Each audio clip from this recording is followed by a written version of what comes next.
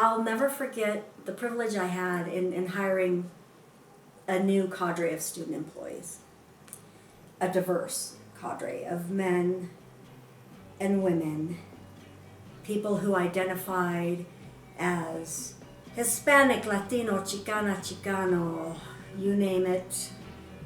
They assisted me. They worked alongside me as student professionals, especially at the Cultural Center. We did not have the funding outside of the director, the administrative assistant, and our grad student. We did not have a lot of funding to hire people, so we depended on work study, need and no need. What makes it special are when students say, like, I wouldn't have graduated without the center or the support from the center. So those are the stories and the experiences that make it worthwhile. And I hope that the future of the center, the next 40 years, there's never this thought of moving us or taking it away, but preserving what has been and what's to come. You know, and I feel like the center impacts students positively on a daily basis in a lot of ways.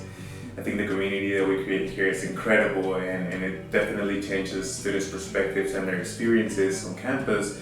However, I think it's some of my favorite moments are when I get to see students come in. You know, they're worried about how much they have to pay or about barriers that are preventing them from being successful at the university. And you know, after making those connections with campus partners, a lot of the times students leave the center relieved. They leave the center happy because they were able to find the specific resources that they were looking for, or resources that they didn't even think existed. And my adage that I used was pay it forward. Since I had been helped, I felt that I had an obligation to go and help others because I was very successful with that going. But to me, it really comes down to more like individual experiences where, you know, we were able to just support students, troubleshoot issues that otherwise, if we weren't able to kind of intervene, they would have very well like dropped out. So like I'm thinking of a student who came to us and literally they were on the verge of, if I don't pay this extra like $300 left on my bill, like I'm gonna be evicted or like my residence hall, and if I do get evicted, then I have to go back home, and I'm like literally dropping out. And just us to be able to use like the foundation account to be able to kind of provide like a one-time scholarship to the student to be able to pay that amount for them to remain, like that was very impactful, not only because of the financial piece, but I'm thinking of like how to, in the great scheme of things, that's such a small piece, could have really been detrimental to the student who like later on went on to, you know, really being really involved with like student government and just be a huge supporter of the Chavez Center. And I believe they still even work at UNC now and are like in a full-time capacity and like giving back, and how all of that could have really not had happened if it wouldn't be for us to be able to support that student and kind of help them troubleshoot that financial piece. But I mean, I'm thinking of just so many other instances where it was just like, you know, just connecting them to financial aid or connecting with like academic advising. But at the heart of that are the people there, Trish, the students, both the students who are the team that work there, but also the students that participate through the university clubs and organizations. That's what creates the family, la familia, and that sense of connectedness and love and trust, and so that everyone needs that. And the Chavez Center is certainly a place where I think for generations now, students feel like it can truly be a home away from home. Some of my most precious or cherished moments here are when we get to celebrate students who are graduating. In May, we host this event called Latin Excellence. Latin Excellence is a special event that was actually created because of the work of the students. We had a student, Tim Hernandez, who was the student body president, and he advocated for us to be able to get the funding as a center so that we could host this event. And so every year at the end of the academic semester in the spring, we get to bring the families, staff, faculty, and students together, and we host a very culturally appropriate celebration where we have music, you know, we have people from all over the community coming together and to celebrate the accomplishments of the students. And so seeing everyone smiling, seeing everyone just celebrating each other is truly a special moment for me, especially knowing that the efforts of the center have been fruitful and that the students are going on to, just do more things and achieve their dreams. So we had this diverse group of students, and it wasn't just a group of students who worked at the Cultural Center. We actually evolved into this little family of people that chose to hang out together. So in between classes, if they wanted to study, they would come to the Cultural Center, the employees. If they wanted to hang out and rest, they would come to the Cultural Center. If they just wanted to talk and get some moral support and yuck it up with their peers.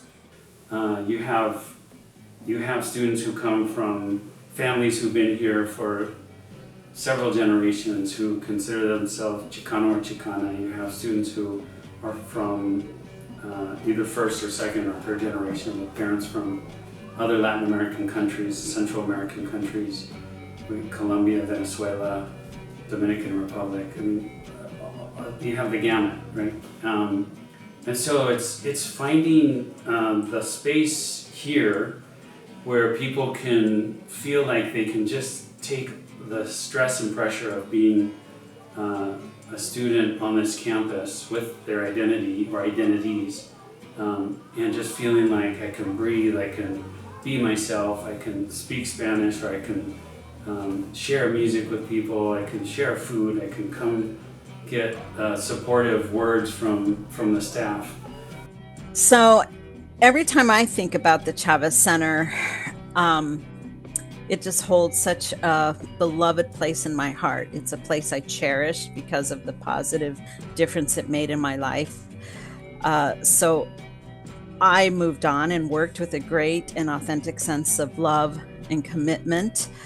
And so I hope that the center continues to serve as that source for others who have followed or will continue to follow, and to participate there at the center.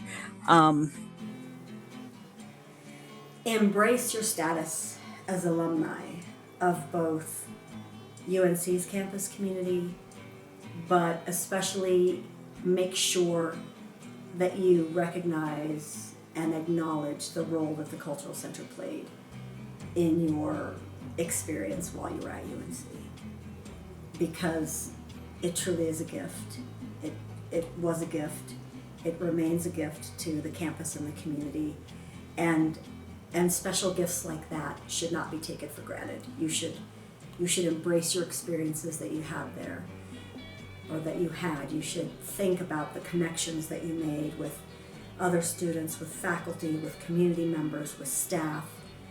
And just remember, because not every campus, certainly not every HSI in the state of Colorado, can boast the fact that they have a cultural center, a freestanding Hispanic, Latino, Chicano cultural center, because they don't still.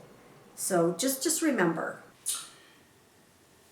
We definitely face a lot of challenges, but I think something that we see almost on a yearly basis is students who are facing financial hardships.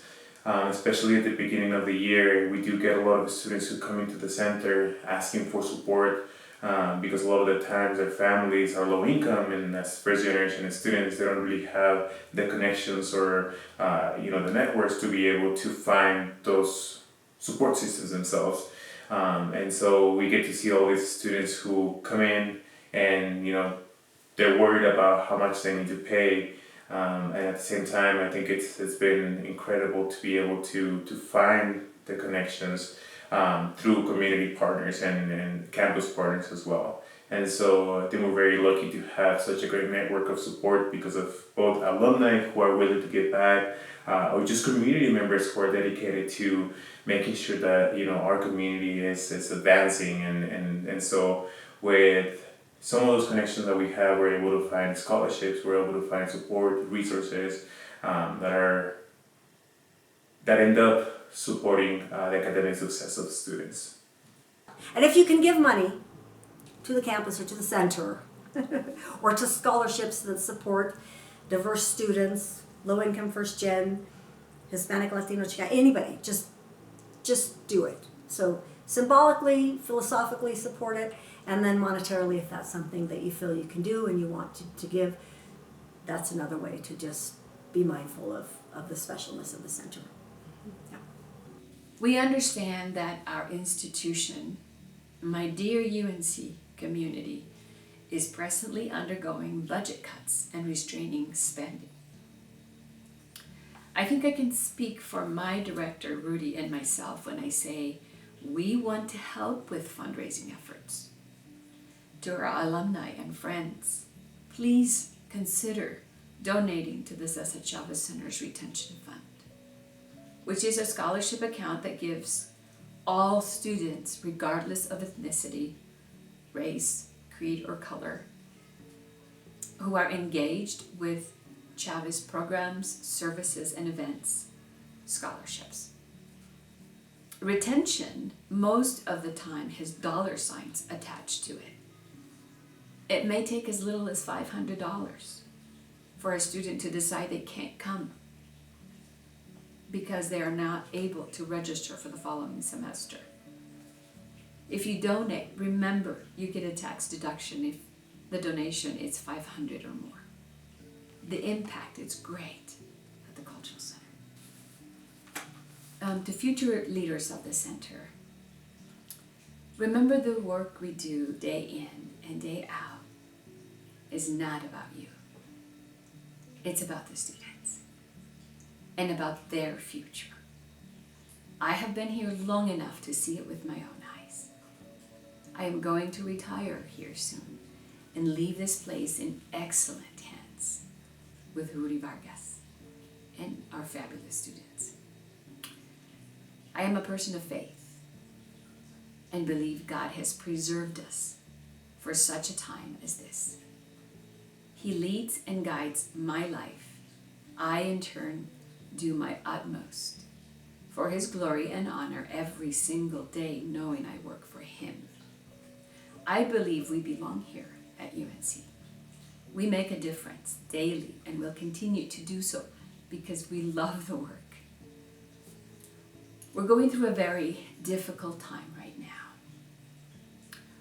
with what appears to be a target on our back for simply being Latino and people of color.